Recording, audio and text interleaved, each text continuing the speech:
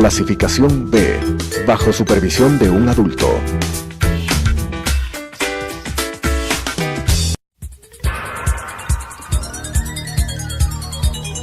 Las opiniones vertidas en este espacio por la producción y dirección del programa son de exclusiva responsabilidad de sus autores y de quienes intervienen en ellos.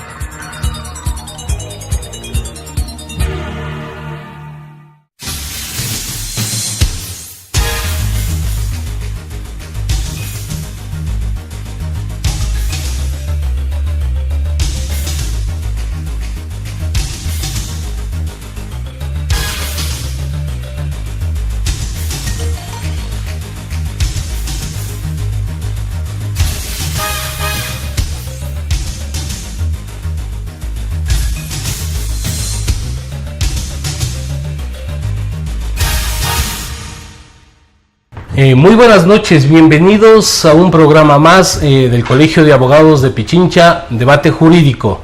Indudablemente la noche de hoy nos ocupa un tema luego de observar una importante participación de los trabajadores en el 1 de mayo. Creemos que es necesario discutir los derechos laborales, para lo cual nosotros creemos como Colegio de Abogados de Pichincha agradecerle por aceptar nuestra invitación a la doctora Elisa Lanas, docente de la Universidad Andina Simón Bolívar, especialista en Derecho Laboral, quien conoce perfectamente estos temas y que no podía ser de otra manera. Queremos agradecer al señor Nelson Erazo, dirigente sindical, presidente del Frente Popular. Muchas gracias por haber aceptado nuestra invitación.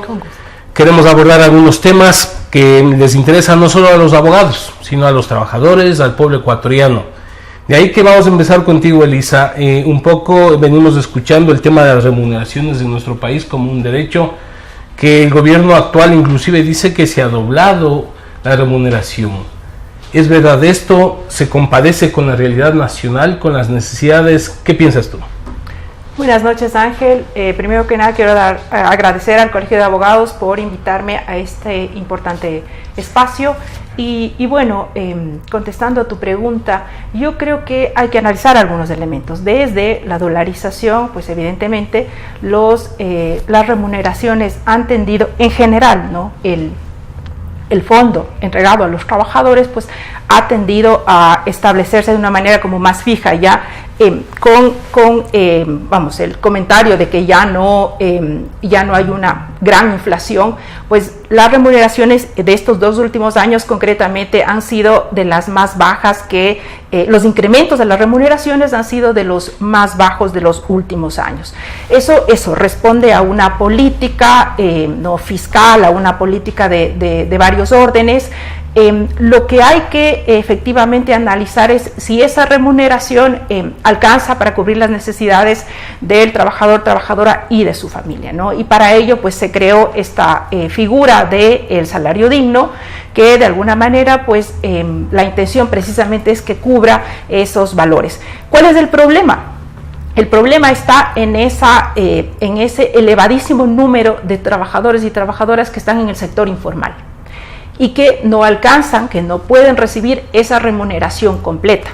Yo escuchaba cifras y se dice que más de la mitad, desde luego más de la mitad de la población que tiene un trabajo en el Ecuador no alcanza a recibir esa remuneración, ese mínimo de remuneración establecido como necesario para cubrir esas necesidades. Desde ese panorama pues tenemos un grave problema entre lo que se afirma que reciben la mayoría de los trabajadores y lo que efectivamente reciben. Entonces estaríamos de un problema concreto, es decir, hay un salario que no alcanza, pero que a la par hay problemas de desempleo. Nelson, explícanos un poco, ¿tienes cifras respecto a cómo ha crecido el desempleo, el subempleo en nuestro país? A ver, muy buenas noches, un gusto el poder compartir este panel. La situación de los trabajadores en esta última etapa se ha venido agravando como consecuencia de un sinnúmero de leyes que el gobierno ha venido ejecutando en contra de los trabajadores. Yo creo que más allá del discurso del presidente Correa de tratar de definirse como el gobierno de los trabajadores, el gobierno en donde el ser humano está por encima del capital, contradicen los hechos con todas las políticas elaboradas desde el régimen nacional y aprobadas en una mayoría de la Asamblea Legislativa, que lo que ha hecho es simplemente garantizar las ganancias para los empresarios, perjudicando a la gran mayoría de trabajadores con el congelamiento de sueldos y salarios, por ejemplo, en el tema de los trabajadores del sector público, pero particularmente en el caso del sector privado. Más del 60% de los trabajadores de este sector no alcanzan a cubrir, por ejemplo, el costo de la canasta familiar, como consecuencia de una ley salarial que viene desde los años 90. Es decir, el tema de los elementos anacrónicos del Código del Trabajo son impulsados por este mismo gobierno, ya que atentan contra los derechos y las libertades del ser humano.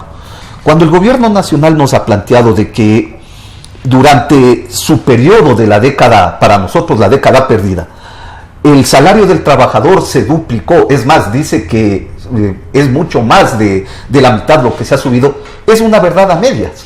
Y digo que es una verdad a medias porque cuando el gobierno inició en el año 2007, el salario del trabajador estaba en $170, pero en ese tiempo el costo de la canasta familiar era de $380, el de la pobreza era de $340. En el mismo periodo en el cual se ha duplicado o un poco más del salario, ocurre que el costo de la canasta familiar se ha elevado mucho más. Si tú ves de una canasta familiar de 380, hoy tenemos una canasta familiar, en el caso de Cuenca, de más de $715.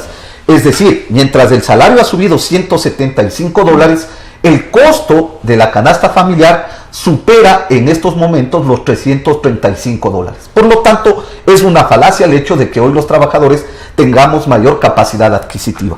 Un segundo elemento que ha tratado o que ha servido para confundir a la sociedad es el tema de la construcción del famoso Código de la Producción. Código de la Producción que se inventó el tema del salario digno. Y el tema del salario digno es un tema irreal, es una falacia. ¿Por qué señalamos esto? Porque en el tema del salario digno es solamente para forma de cálculo. No es lo que tú llevas mensualmente a tu casa. Es la sumatoria del salario básico unificado más el porcentual del 13º, 14º, utilidades y un sinnúmero de aspectos que ellos le mezclan en todo esto, pero que en los hechos el trabajador del sector privado y muchos trabajadores incluso del sector público lo que llevan es simplemente, ¿no es cierto?, el costo del salario básico unificado, es decir, $375. Correcto, vamos a seguir conversando entonces esos elementos de Lisa, pero si estamos hablando de que no avanza el salario básico, pero sin embargo el gobierno se llena la boca diciendo que ha sido en este gobierno donde se han mejorado las condiciones de las trabajadoras del hogar, es decir, tanto en el ingreso como en la seguridad social. ¿Qué nos puedes decir respecto a este tema? Bien, yo creo que es importante el esfuerzo que se ha hecho por equiparar las remuneraciones de colectivos de trabajadores como el del servicio doméstico y el de los trabajadores que laboran para los artesanos, que son los aprendices y los operarios. Esto ha generado una crisis de ajuste que suele suceder, y es que ha significado que haya una desaceleración en cuanto a la contratación, sobre todo del servicio doméstico. En mi opinión, el haber hecho esta equiparación era necesario, era fundamental. Estamos viviendo todavía ese coletazo, a lo que se suma la crisis en los hogares que no pueden mantener a una persona a tiempo completo para el servicio del hogar, y se han buscado otras formas alternativas. En mi opinión, algunas de ellas vulneratorias de los derechos, como son por ejemplo el tema de la afiliación. Ya es más difícil perseguir a una empleadora o empleador doméstico que no afilia a su trabajadora porque dice yo le tengo solamente horas, ¿no? Y lo cual tiende efectivamente a perjudicar aquello, cuando por otro lado efectivamente lo que se ha buscado es que haya una mayor inclusión de trabajadoras domésticas en la seguridad social. Te corto en esta parte, pero las trabajadoras del hogar tienen derecho a todo lo que plantea la seguridad social, porque se planteaba de que igual pueden jubilarse, hacer préstamos. ¿Cómo es este elemento? Seguramente, Ángel, te refieres tú a las trabajadoras no remuneradas del hogar, a lo que suele llamarse las amas de casa. Quiero evacuar simplemente el tema de las trabajadoras domésticas, que son trabajadoras remuneradas del hogar, y que creo que ha habido una intención y una política para tratar efectivamente de hacer que haya una masiva afiliación a estas trabajadoras. Sin embargo, ha habido este otro inconveniente que he comentado, y es que al pasar estas personas a trabajar por horas, evidentemente su situación se complejiza y se dificulta. Y por otro lado, hablando precisamente de las trabajadoras no remuneradas del hogar o las comúnmente llamadas amas de casa, la Ley de Justicia Laboral lo que buscó es precisamente incorporar a este importante colectivo, y además que se dedica al trabajo, al trabajo reproductivo fundamental en nuestras sociedades, a una protección que está además prevista en la Constitución ecuatoriana. Creo que en general los temas tratados por la Ley de Justicia Laboral y concretamente el de la afiliación ha sido, en mi opinión, muy cuestionable en cuanto a sus resultados. O sea, yo cuestiono efectivamente no solamente esta, sino varias de los temas que se trataron en esta ley, y concretamente hablando de este, me parece que los porcentajes, ¿sí?, de lo último que había revisado, los porcentajes de afiliación de este colectivo de trabajadoras no remuneradas del hogar no es ni de lejos la expectativa que tenía el gobierno. Por tanto, ha fallado. Gracias, Nelson. Ayúdanos entonces, ¿qué pasa con el tema del primer empleo? Muchos jóvenes no han podido conseguir trabajo, salen de la universidad con la esperanza de poder encontrar su empleo, pero se topan con otra realidad. A ver, yo creo que hay algunos elementos que es necesario ir puntualizando, incluso en el aspecto anterior de qué es lo que pasa con las trabajadoras del hogar. ¿Qué es lo que ocurrió con la medida? Primero, que fue saludable el hecho de que las trabajadoras que antes cobraban salarios inferiores al mínimo vital, hoy puedan tener el salario completo, ese salario básico. Eso es positivo. Lo malo estuvo en que la gran mayoría de trabajadores que superaban el salario básico en el sector público hayan sido congelados sus sueldos y salarios, porque esto provocó, en vez de tener como respuesta mayor contratación de este sector para esos hogares, lo que provocó es que dejes de usar este tipo de servicio, si cabe el término, en las personas de clase media. Un segundo aspecto que tiene que ver a este tipo de cosas es lo relacionado en el ámbito de que esos trabajadores que están bajo esas condiciones de precarización laboral son vulnerados sus derechos cuando son contratados por horas, porque ya la Constitución te establece de que el trabajo por hora fue eliminado. Por lo tanto, inclusive el tema del trabajo a tiempo parcial no puede darse en los momentos actuales, o sea, es parte de la precarización laboral. Por eso es que el gobierno se contradice cuando habla de que, siendo el gobierno que ha logrado cambios importantes en materia laboral, lo que ha hecho es precarizar las condiciones de trabajo. Como consecuencia del tema de la Ley de Justicia Laboral, tú puedes observar que los trabajadores, en vez de garantizar la estabilidad laboral que se nos decía con el tiempo, con el famoso trabajo a plazo fijo que fue eliminado, fueron eliminados también el tema de la estabilidad laboral, porque no fueron contratados a tiempo indefinido. Es decir, como consecuencia de esta ley, más de 200,000 trabajadores fueron despedidos. Eso provocó que el gobierno nacional tenga que recurrir a una nueva ley que decía la ley del empleo juvenil, en donde se planteaba, ¿no es cierto?, generar fuentes de trabajo para este sector, pero llegó a otra vulneración de la misma Constitución, que era el tema del primer empleo y de las pasantías pagadas. Lo que quiere decir en todo caso que hoy tenemos un retroceso en materia laboral, luego de lo que fue la nueva Constitución de la República realizada en el año 2008. Y un elemento adicional que se dio en este tema es el hecho de que, como consecuencia de toda esta política del gobierno nacional, los despidos en estos momentos llegan a más de 400,000 trabajadores. Pero adicionalmente a este tema también tiene que ver cómo se ponía como alternativa la conformación o la creación del bono de desempleo con esta ley. Nelson, vamos a seguir hablando de esto luego del corte comercial.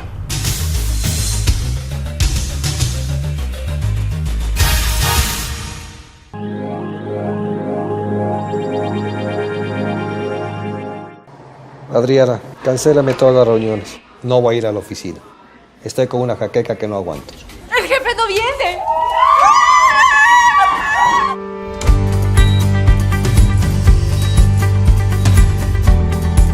¿Estás seguro? Salió bien. Muy bien. Bueno. Cuanto antes vayas a Ecuasanitas, más rápido te curas. La empresa de medicina prepagada que cuida de ti. Ecuasanitas. Es bueno estar sano.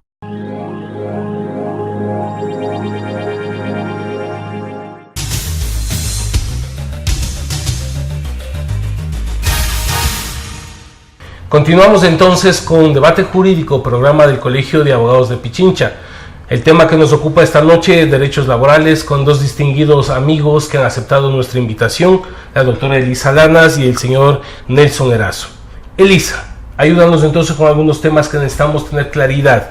¿Qué sucedió? Porque el gobierno plantea de que ha sido en este régimen donde se ha terminado con los contratos a plazo fijo.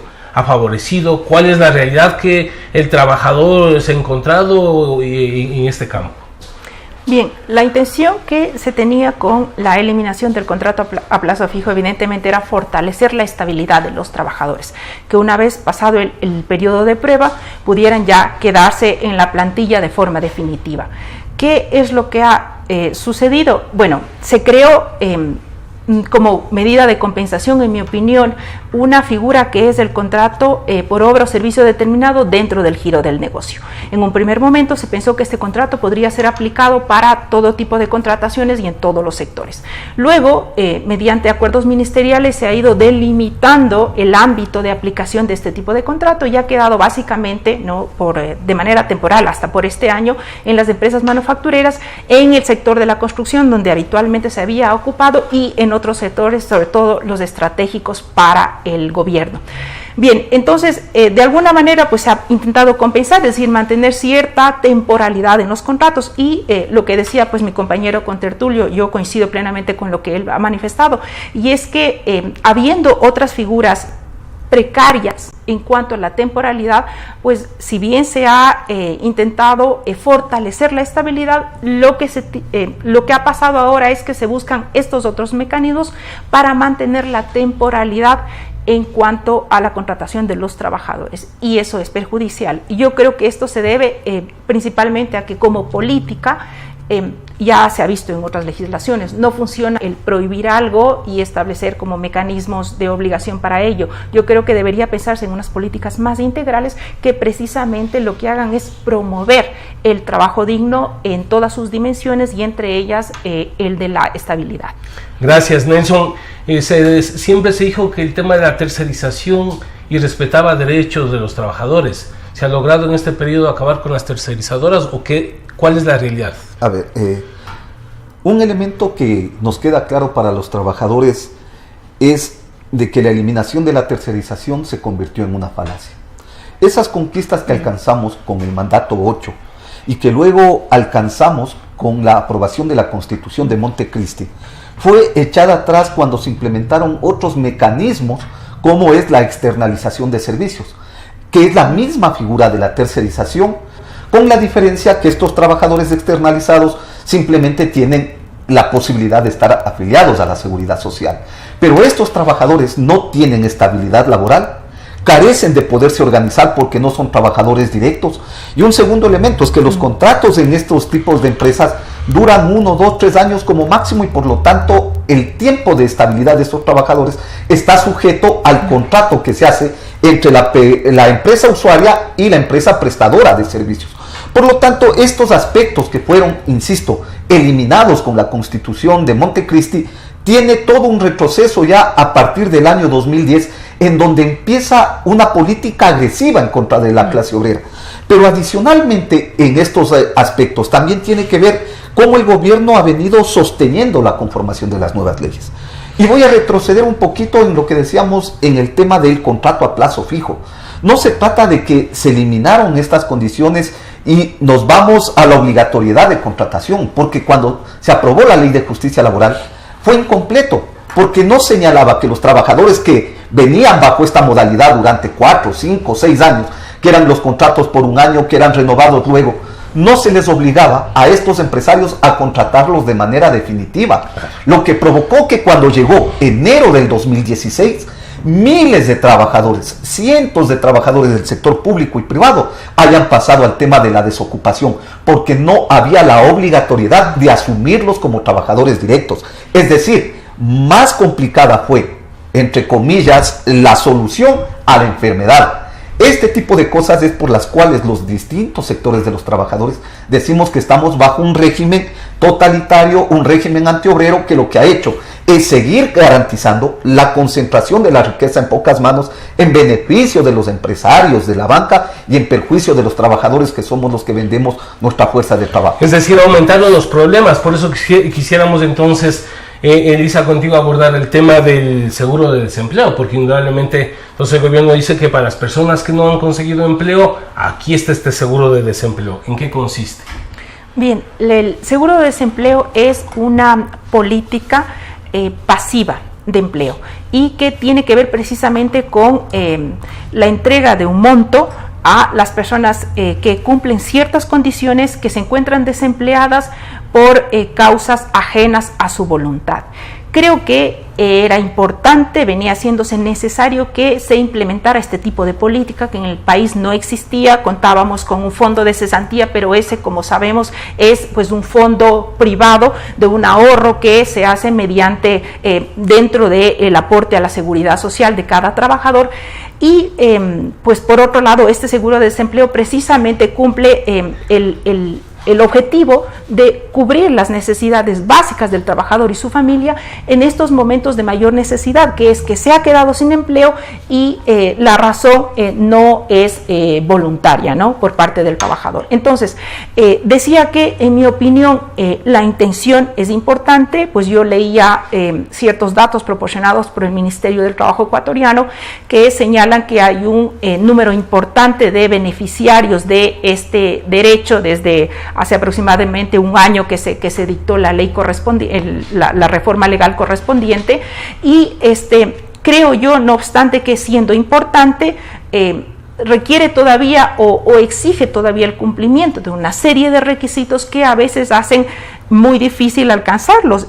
Se exige, por ejemplo, que haya un aporte mínimo, ¿no?, durante algún tiempo, y que ese aporte sea inmediatamente anterior, sea de 6 meses consecutivos anteriores. Entonces son elementos que a veces dificultan mucho que los trabajadores puedan acceder a este seguro. Creo además que este seguro debería ser complementado, ¿no?, porque esta es la típica medida de tipo contributivo, es decir, que requiere que el trabajador previamente haya estado aportando.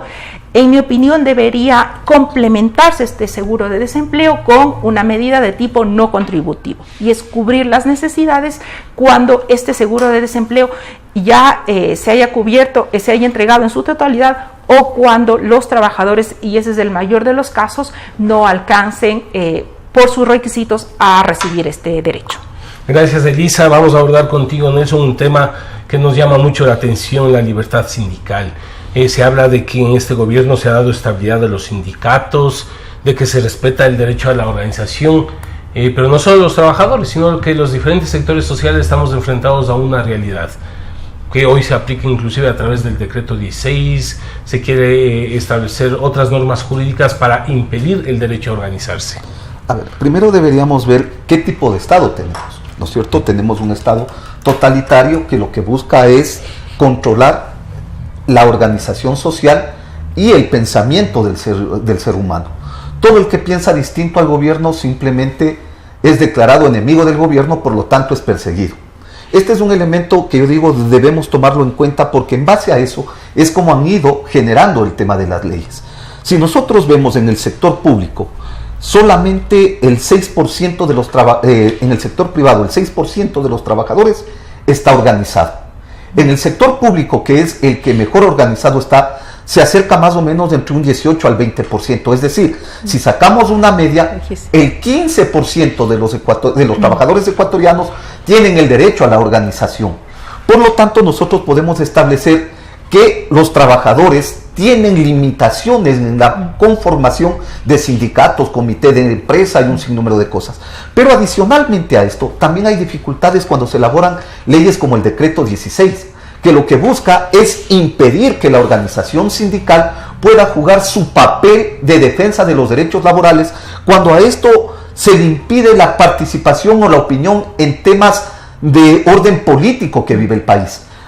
Hoy se establece que una organización que no ejecute para lo cual fue creado, es decir, si un sindicato no se basa solamente para defender el tema de estabilidad laboral y da opiniones en el escenario político, es considerado ya como una organización que no se generó para la defensa de los derechos, sino para una actividad política. O si no entran a dividir a las organizaciones de trabajadores. Y por lo tanto, con esto, ¿no es cierto?, pretenden ilegalizarla. Y lo otro es que buscan, sobre la base de las intenciones del gobierno de controlar la organización social, también dividirla. Esto hemos visto lo que pasa, ¿no es cierto?, en el tema del magisterio nacional, lo ocurrido también con el movimiento indígena, lo que está pasando con la clase obrera también, al intentar generar organizaciones como la CUT.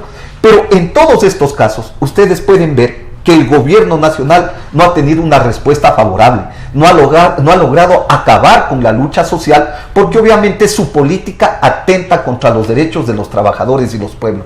Es decir, nosotros tenemos o vivimos en un país en donde la clase obrera y los sectores sociales históricamente han jugado un papel protagónico en la lucha contra la explotación, en la lucha contra el atropello, y peor todavía con estos gobiernos autoritarios como el de Correa. Finalmente, Elisa, ¿qué le queda a los trabajadores? ¿Qué mensaje, aprovechando el 1 de mayo que acabamos de pasar, qué mensaje lo transmites a los trabajadores? Bien, la historia nos ha mostrado que los derechos de los trabajadores se han alcanzado precisamente por vía del esfuerzo del colectivo de los trabajadores. Nada nos ha sido entregado gratuitamente, sino que ha sido precisamente el resultado de esfuerzos, de sacrificios y de muertes. Creo que el camino por recorrer es largo todavía. Creo que hay que todavía enfrentar muchísimo respecto de estas crasas violaciones a los derechos laborales y también de estas otras violaciones que, siendo importantes, parecerían no tan visibles, como es el tema, debemos empezar a regular temas como el acoso laboral, temas relacionados con lo psicológico en la legislación ecuatoriana, respecto de la cual no se ha dicho nada al respecto. Entonces nos toca seguir trabajando. Lo mismo, tu mensaje, Nelson, a los trabajadores, ¿qué les queda? Bueno, la historia de la humanidad es la historia de la lucha de clases, y en ese escenario es obvio que los trabajadores no se van a someter a un gobierno autoritario prepotente que elimina derechos y que obviamente está bajo la línea de conducta del proyecto correísta. No se trata de que ya con la aparición ahora del nuevo presidente, del licenciado Moreno, se resuelvan las cosas, porque si tú escuchas, el licenciado Moreno lo que dice es: vamos a seguir en la misma línea de conducta de lo que fue el gobierno de la Revolución Ciudadana. Es decir, si van a continuar los despidos, si continúa la eliminación de derechos, si continúa una política en contra de la juventud que no puede ingresar a las universidades, si continúa una política de encarcelamiento, de persecución a los luchadores sociales y populares, es obvio que en nuestro país lo que va a seguir, por otro lado, es la unidad, la organización y la lucha de los distintos sectores sociales. Hoy creemos que las centrales sindicales, el FUD, el Frente Popular, el colectivo unitario de organizaciones sociales y populares tiene un reto histórico, que es el de consolidar una propuesta unitaria en beneficio del pueblo ecuatoriano. Hoy más que nunca la unidad se va cristalizando, se va profundizando y tenemos grandes posibilidades de reconquistar nuestros derechos sobre la base de la organización y lucha del pueblo ecuatoriano. Muchas gracias, queremos agradecer a nuestros invitados, ha sido muy importante esta noche. Está establecido, los trabajadores alcanzarán sus derechos con la organización y lucha. Muy buenas noches. Las opiniones vertidas en este espacio por la producción y dirección del programa son de exclusiva responsabilidad de sus autores y de quienes intervienen en ellos.